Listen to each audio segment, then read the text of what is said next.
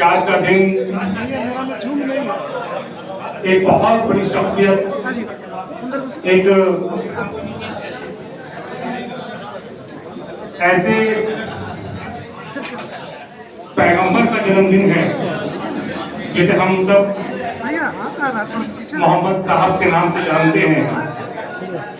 और हम अपनी ओर से पूरे देशवासियों को और झारखंड वासियों को इस मुबारक दिन का हार्दिक शुभकामना देते हैं और मुबारकबाद देते हैं। आज इस मंच पर हमारे भाई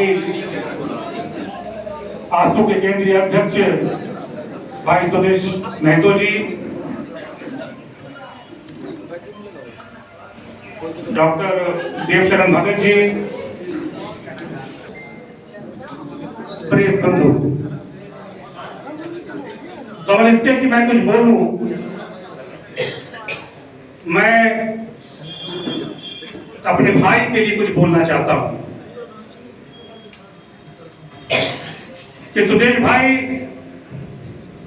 ये कतरा हो के भी तूफानों से जंग लड़ते हैं। ये खतरा हो के भी तूफानों से जंग लड़ते हैं। इन्हें बचाना समंदर की जिम्मेदारी है। इन्हें बचाना समंदर की जिम्मेदारी है। और दुआ करो कि सलामत रहे इनकी हिम्मत। दुआ करो कि सलामत रहे इनकी हिम्मत।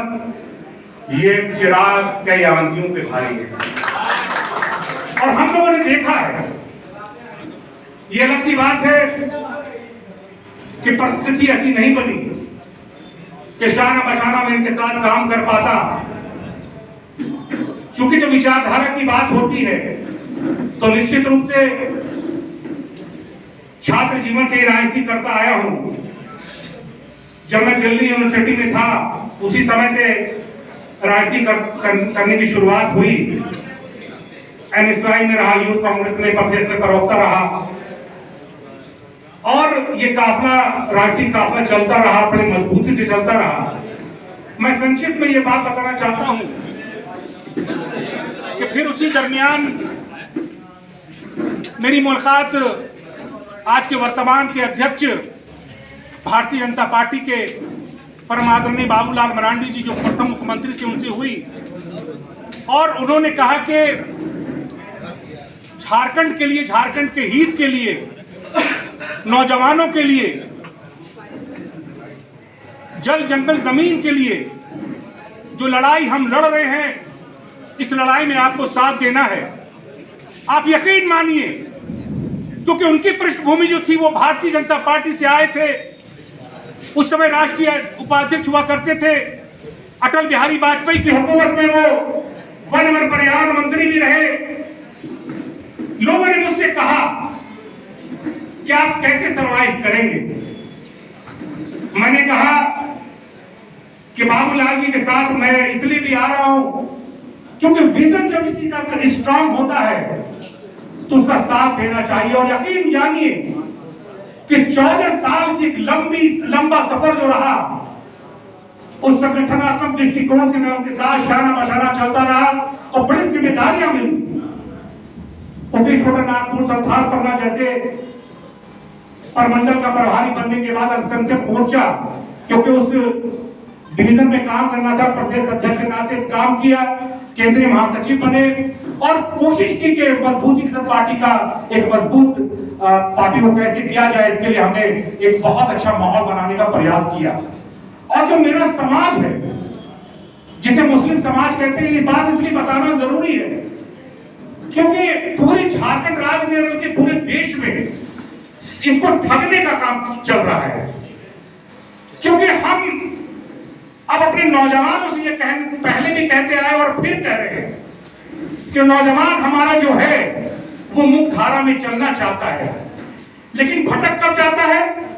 अभी 2019 हुआ, 2019 में आज की वर्तमान सरकार ने क्या वादे किए।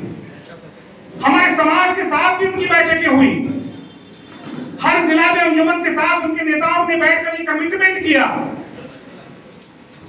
कि हम हज कमेटी बनाएंगे, हम बोर्ड बनाएंगे, हम उर्दू अकेडमी बनाएंगे, हम माइटी कमीशन बनाएंगे, हम माइटी फाइनेंस कॉर्पोरेशन बनाएंगे। लेकिन यकीन जानिए कि ये सिर्फ जुमलेबाजी था। आज अगर सबसे ज्यादा इस सरकार ने किसी को नुकसान दिया है तो मैं खुले शब्दों में कहना चाहता हूं कि सबसे ज्यादा ठगने का काम अगर किसी को किया गया है तो मुस्लिम समाज को किया गया है।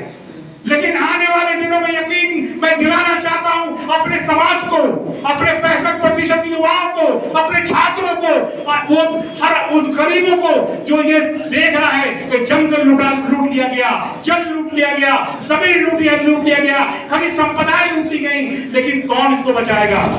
तो मुझे ये लगा कि अगर इस प्रदेश में अगर कोई है जो इस प्रदेश को बचा सकता है, हम लोगों का कोई विकल्प बन सकता है, तो यकीन जानिए अगर कोई है तो उसका नाम सुदेश महतो है। और सुदेश महतो के साथ खालिद खलील भी चलेगा।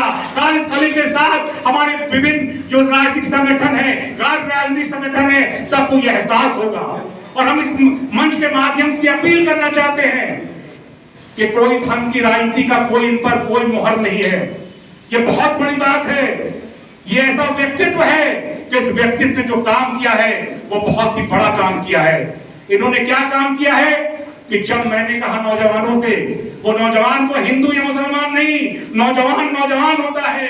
वो जब घर में जाता है और जब अपनी बेरोजगारी पर जब उसकी निगाहें पड़ती हैं तो उसे लगता है कि काश कोई मुझे मजबूत लीडर मिलता जिसका मैं साथ देता। तो आज उन नौजवानों ने कहा कि मैं ठगा चुका हूं, अब मैं चाहता हूं कि खालिद भाई, आप जैसे लोग, हमारे जो भाई लोग हैं जो ज्वाइन कर रहे हैं और आने वाले दिनों में ज्वाइन करेंगे, आंसू को हम इतना मजबूत कर दें कि झारखंड राज्य में कोई अगर विकल्प के रूप में कोई पार्टी दिखे तो वहां झारखंड स्टूडेंट यूनियन दिखे और आंसू दिखेगा, निश्चित रूप से दिखेगा। ये जर की जंग न जमीनों की जंग है, ये जंग है बका के उसूलों के वास्ते। ये एक उसूल की लड़ाई है और इस उसूल की लड़ाई में हम आपसे ये वादा करते हैं कि हम अपने से नहीं आए हैं, हमें समाज ने भेजा है।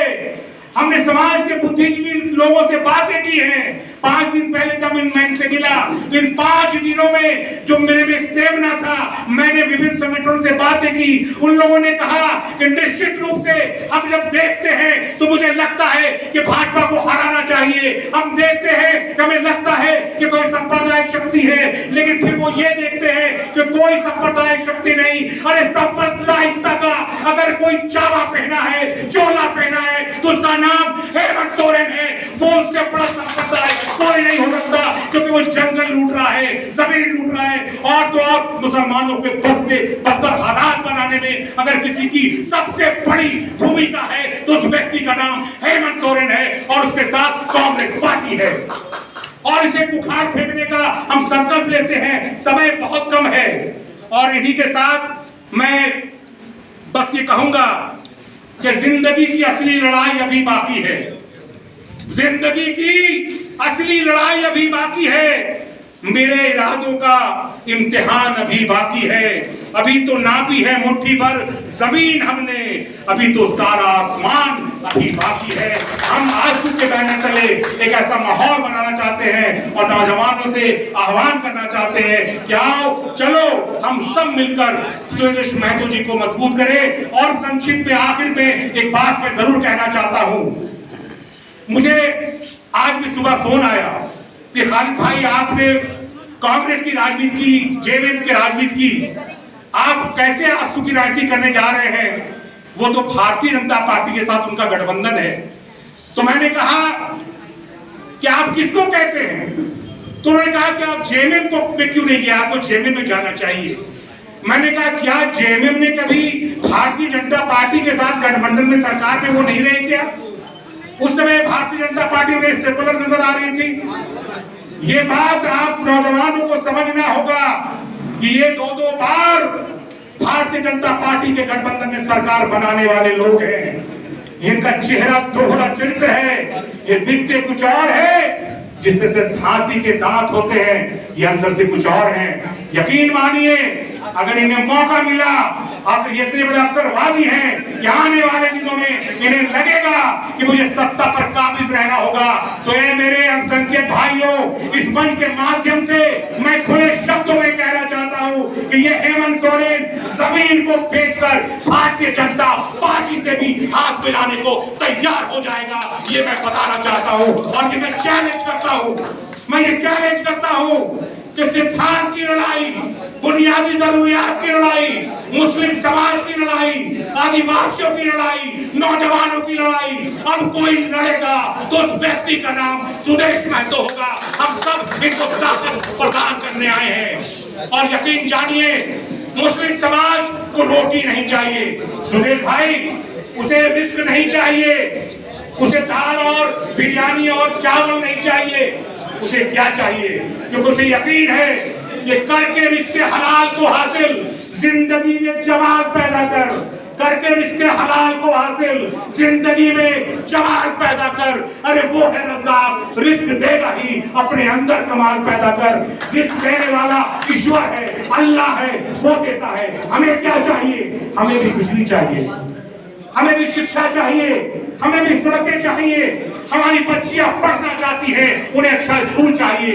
हमारे गरीब बच्चे जो अच्छा कर सकते हैं, IAS IPS पढ़ सकते हैं। सुदेश भाई आप आओ, पढ़ो, सारे नौजवान आपको गले लगाने को तैयार है। आप विश्वास करें, हमारा मुस्लिम ठगा हुआ महसूस कर रहा है। हमारा नौजवान जिसका कोई कास्ट नहीं है, नौजवान होता है। हम नौजवानों के लिए कुछ करना चाहते हैं। आप में वो सारी क्षमताएं हैं, आपकी पार्टी में वो सारी चीजें मौजूद हैं। अगर आप चाहें तो तख्त बदल सकते हैं, ताज बदल सकते हैं, इन बेईमानों का राज बदल सकते हैं। बहुत बहुत शुक्रिया। अकेला ही चला था जानिबे मंजिल, मगर लोग मिलते गए और कारवां बढ़ता गया। एक बार बुलंद आवाज में आप लोग बोलेंगे, आज तो पार्टी जिंदाबाद। अरे यार इतने जोर से बोलो कि हेमंत सोरेन के कान में भी आवाज चली जाए कि आज से उनकी उल्टी गिनती शुरू हो गई। आज तो पार्टी जिंदाबाद, आज तो पार्टी जिंदाबाद, सुदेश महतो जिंदाबाद, सुदेश महतो जिंदाबाद, आज तो पार्टी जिंदाबाद। बहुत बहुत शुक्रिया। जय झारखंड, जय आसू।